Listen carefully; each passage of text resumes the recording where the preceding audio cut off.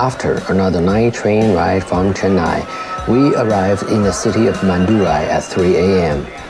Normally, it's not hard to find a hostel anywhere in India, but it's close to the New Year, and some kind of religious festival is happening in Madurai. We walked for hours in the dark before finding a room in the dirtiest hostel we've ever seen.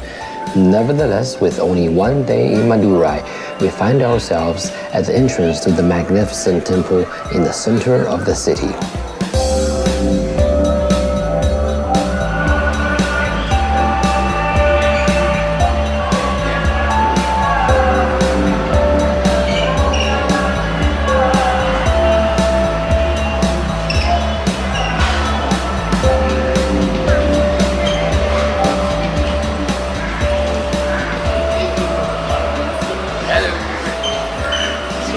A two-day train journey, and we are finally at our destination in Madurai.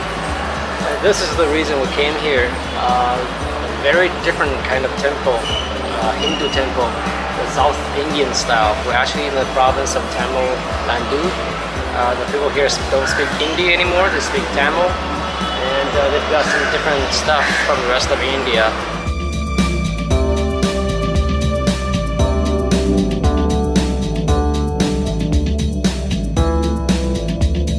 Reaching up to 50 meters high and sprawling for 45 acres, the Meenakshi Temple complex can be seen from anywhere in the city and is a brilliant example of a South Indian Hindu temple.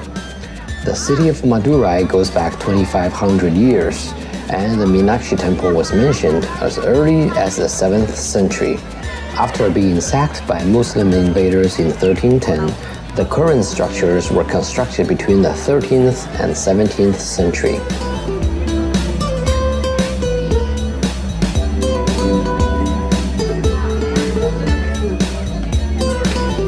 Compared to North Indian landmarks, most of which don't serve any practical purpose anymore, the Meenakshi Temple is actively used and maintained.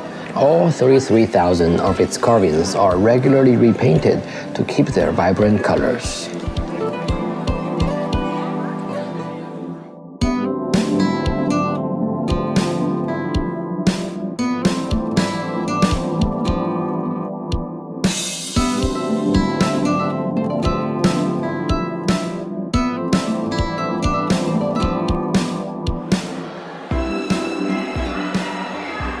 The inside of the temple complex is beautifully painted with an abundance of color, and being a temple devoted to the goddess Meenakshi, the consort of Shiva, statues of both are everywhere. There are lots of tourists, but most of the 15,000 daily visitors are pilgrims carrying out their worship.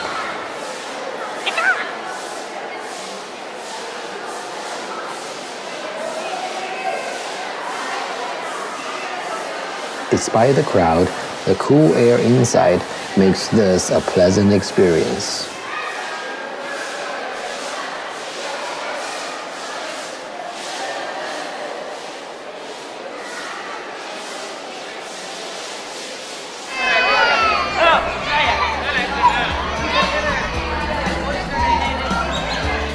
A ceremonial elephant keeps a steady stream of locals occupied. You can pay for a brief ride or to have your head touched by the elephant's trunk.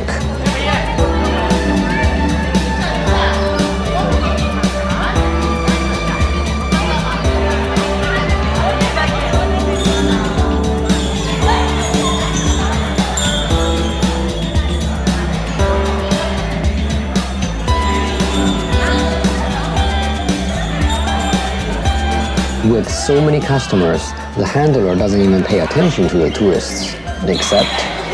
Hello, please.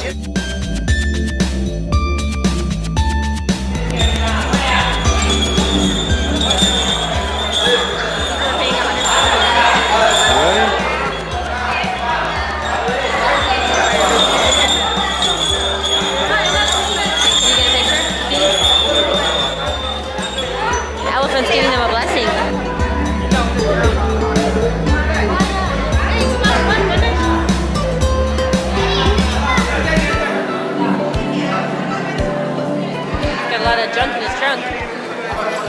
Near the exit, there are the usual strategically placed souvenir shops. Since only Hindus are allowed in the inner sanctum, here is where tourists are often found.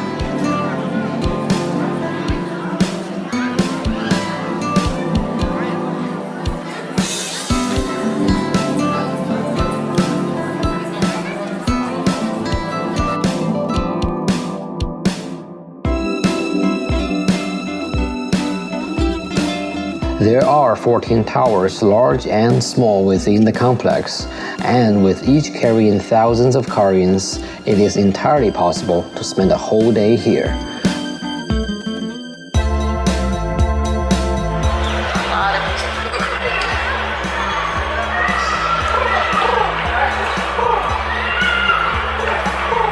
Come to be my annual friends.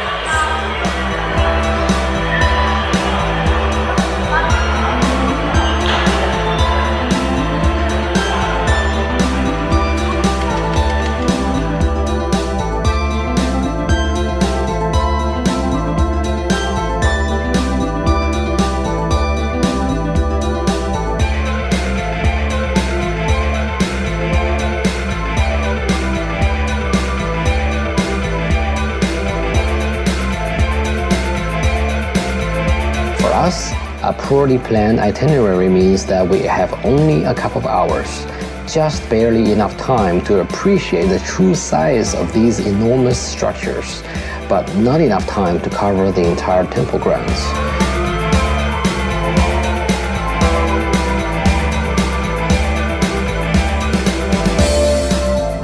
After some hasty photos and videos, it's time to go find a bus for tonight that will take us out of Tamil Nadu and into the neighboring state of Kerala.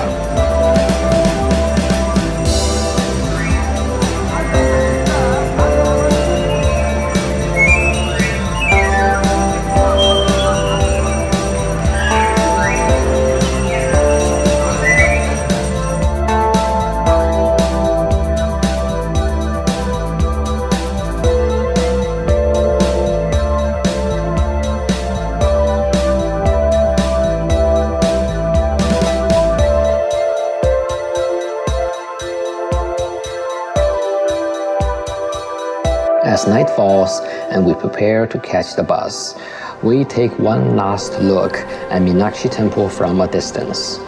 Even after having been there, the towers still don't look real. We will have to leave these alien-looking structures now. It's going to be New Year's Eve tomorrow, and we have a long bus ride tonight.